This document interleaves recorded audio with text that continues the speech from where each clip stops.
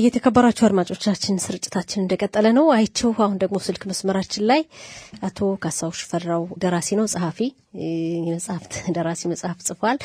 ተንቀሳቃሽ ነው በማህበረሰባችን በተለይ ኢትዮጵያ የቀሩ ቤተ እስራኤል ወገኖች እንዲመጡ በሚደረገው እንቅስቃሴ ያው ከግንባር ቀደም እንቅስቃሴ ከሚያደርጉት ሰዎች መካከል አንዱ ነው። ስልክ መስመራችን ላይ ያለው ወደሱ እናልፋለን። እሺ ካሳው ጤና ይስጥልን፣ እንደምን አመሸ?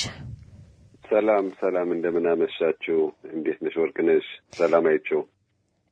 ሰላም ነን፣ እናመሰግናለን። እንዴት ነህ? ሰላም ነህ? እግዚአብሔር ይመስገን፣ እኛ ጋር ሰላም ነው። በጣም ጥሩ። ትናንት እንግዲህ ስለተካሄደው ተቃውሞ ሰልፍ፣ ሰላማዊ ሰልፍ ሐሳብ አለኝ ብለሃል። ከዚህ ጋር ተያይዞ ምንድን ነበረ ሐሳብህ?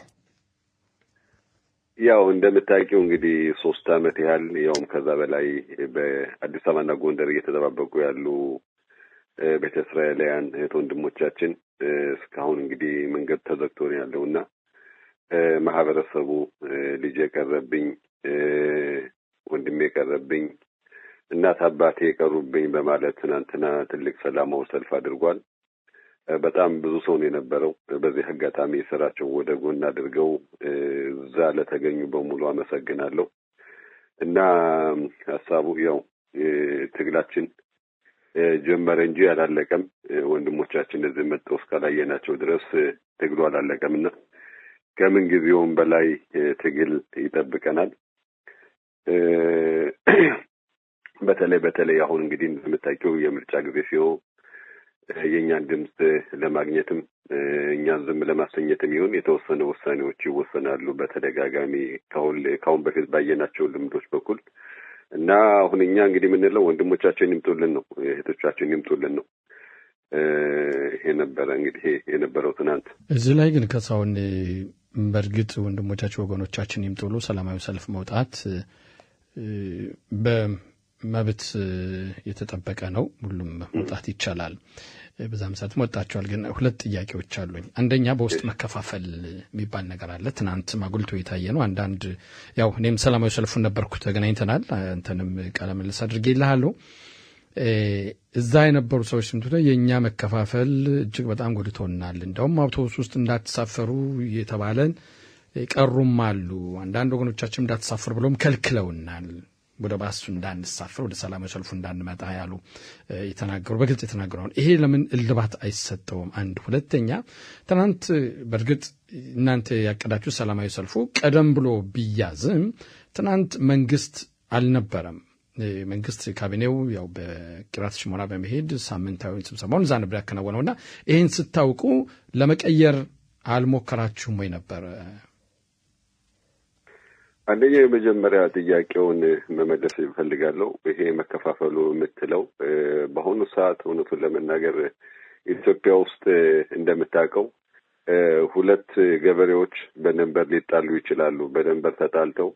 ነገር ግን የውጭ ጠላት ሲመጣባቸው ቀንበራቸውን አስቀምጠው ጠላትን ለመዋጋት ይነሳሉና በአሁኑ ሰዓት ደግሞ እኛ ትግላችን በጣም ከባድ ነው። እንደምታየው መንግስት ምንም አይነት እንቅስቃሴ ያደረገ አይደለም። ስለዚህ ያም ሆነ እኛ በመካከላችን ስንጋፋ ሌሎች እንዳያጠቁን ወይም ወንድሞቻችን እንዳይጎዱ ሰጋለሁ። ስለዚህ ይሄ ነገር መጥበብ አለበት። ካሁን በፊት እንደዚህ አይነት ነገሮችን ለማጥበብ የተወሰነ ጊዜ በተደጋጋሚ ስብሰባ አድርገናል።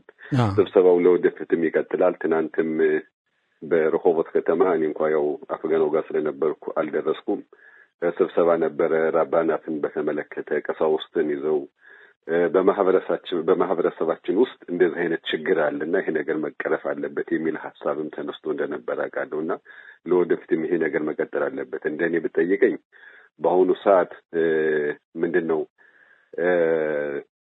አይጥ በበላ ሰርዶ ተመታ እንትን ምንድነው የሚባለው? ዳዋ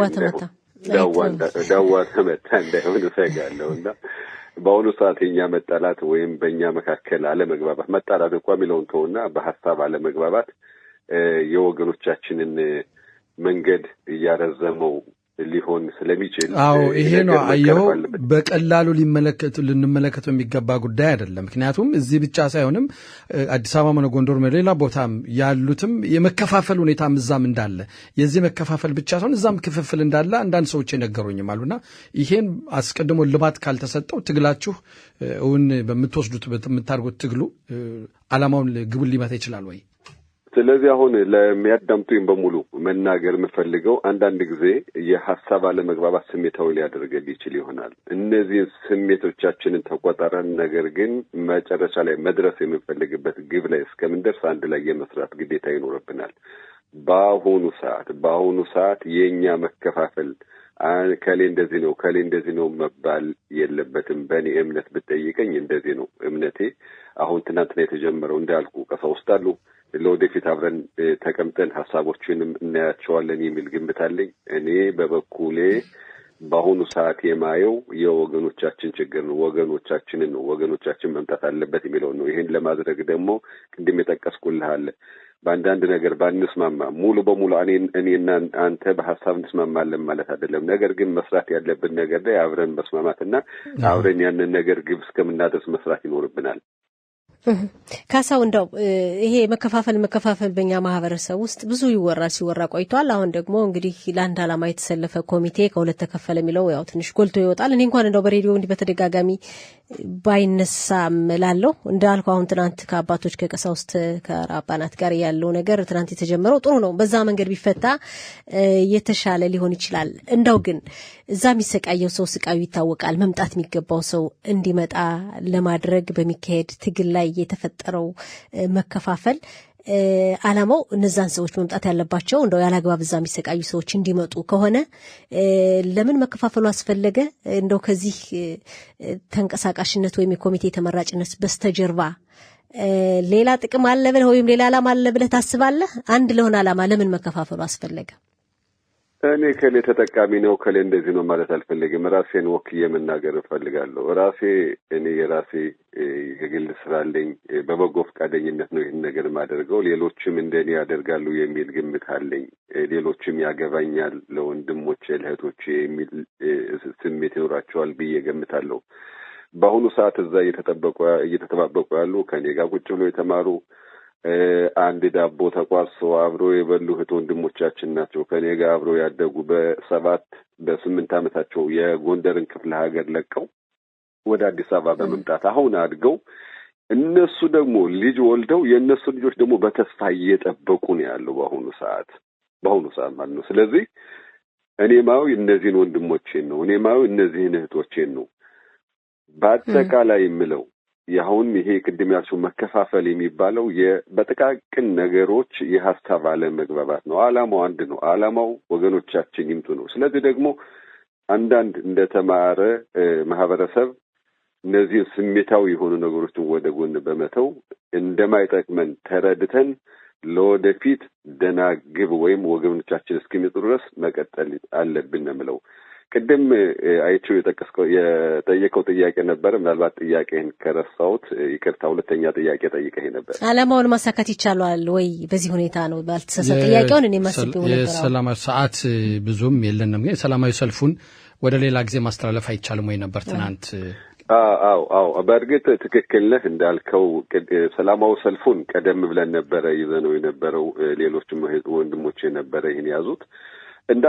በዚህ አጋጣሚ ትናንትና ሙሉ በሙሉ ውሳኔ ተቀብለን እንመጣለን ማለት አይደለም። ቅድም እንደጠቀስኩት ትግሉ ጀመረ እንጂ አላለቀም። በተለይ ደግሞ በሚዲያም በተለያዩ ነገሮች ድምጻችን እንዲሰማ በማለት ነው የወጣ ነው።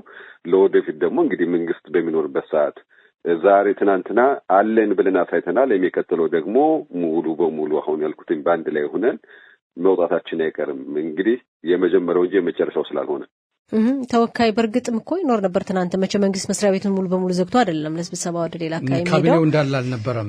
ካቢኔ ያው ግን ምክትል ካቢኔ አልነበረም። ግን በትናንትና 3 የኢትዮጵያን የክኔሴት አባላት መጥተው ነበረ። በዚህ አጋጣሚ ከፈቀዳችሁልኝ አንድ አረፍተ ነገር ማለት ፈልጋለሁ። በአሁኑ ሰዓት ከኛ ጋር ሰላማዊ ሰልፍ መጣችሁ እንድቆሙ አይደለም የሚያስፈልገው። በአሁኑ ሰዓት እናንተ በተለይ ቢሮ ውስጥ እዛም ፓርላማ ውስጥ ያላችሁ ድምጻችሁ የሚቆጠር የፓርላማ አባላት እዛ ሄዳችሁ ውሳኔ እንድታስወስኑልን እንፈልጋለን። በተለይ በአሁኑ ሰዓት መንግስት ያቋቋመው 2 የፓርላማ አባላት አሉ። እነሱ ጉልበት አላችሁ ሂዱና ውሳኔ በጥምር መንግስቱ ውስጥ ትልቅ ድምጽ ያላችሁ ሰዎች አላችሁ። የፓርላማ አባላት ጸጋና ሙሴ ሰለሞን በአሁኑ ሰዓት ብዙ ነገር ማድረግ ትችላላችሁ። ፕኒናም ቢሆን አንዳንድ ነገሮች አሉ ማህበረሰቡን በተመለከተ ገብቷችኋል። ፖለቲከስ ሳይሆን አንድ ላይ በመጣመር አንድ ላይ በመሆን ነገሮችን ማንቀሳቀስ የሚቻልበት ሁኔታ መፍጠር አለ። ለምሳሌ አሊያውን መጥቀስ እንችላለን። ሁለተኛ የሃይማኖት ካሳውን መጥቀስ እንችላለን። እኔ በተለያዩ የቫዳዎች ተሳትፌ ያውቃለሁ። እዛ ጋር እርስ በርሳችሁ ከምትጣሉ አንድ ላይ ሆናችሁ ማህበረሰቡ ቅድም እንደጠቀስ ነው አንድ ላይ ሆናችሁ ለማህበረሰቡ የሚጠቅሙ ስራዎች መሰራት አለባቸው። ነገ እኔ የምመርጠውን እመርጣለሁ፣ እሱ የሚመርጠውን ይመርጣል፣ አንቺ የምትመርጪውን ትመርጫለሽ። ችግር የለውም እኮ ሁልጊዜም የምርጫ ሰዓት ሲደርስ ማንን መምረጥ እንዳለበት እናውቃለን። ጥሩ እናመሰግናለን። እንግዲህ ካሳው ለማንኛውም እንግዲህ በሚቀጥለው ቃለ መጠይቅ አንድ ሆነናል የሚል ሐሳብ መስማት እንፈልጋለን። ይሄ በጣም ትልቅ ነገር ነው። ለሌላውም ከዚህ ሀገር ውስጥ ላለው ትብብር ለልጆቻችን ለማህበራዊ ኑሯችንም አንድ ሆኖ መቀጠል ያስፈልጋል። ብዙ ትግል የሚጠብቀን ይመስለኛል። እንደው እዛም ያሉ ማስመጣቱ ብቻ ሳይሆን እዚህም አንድ ካልሆነ ችግር ስለሆነ ጠንካራ ትውልድ የመተካቱ ሁኔታ አዲስ ነገር መስማት እንፈልጋለን በሚቀጥለው ቃለ መጠይቅ። በጣም እናመሰግናለን። በጣም አመሰግናለሁ። አንድ አረፍተ ነገር ወጣቶች፣ ትናንትና አሁን ሰላማዊ ሰልፍ ላይ ብዙ ወጣቶች አላየንም። ስለዚህ ለሚቀጥለው እባካችሁ የምትሰሙን የምታዳምጡን ወጣቶች በሙሉ እናት አባቶቻችሁን ብቻቸውን እንዲዋጉ ብቻቸውን እንዲታገሉ አታድርጓቸው። ኑ የትግሉ ተካፋይ ሆኑ እላለሁ። እሺ፣ መልካም ምሽት ይሁንልህ። እናመሰግናለን። እሺ።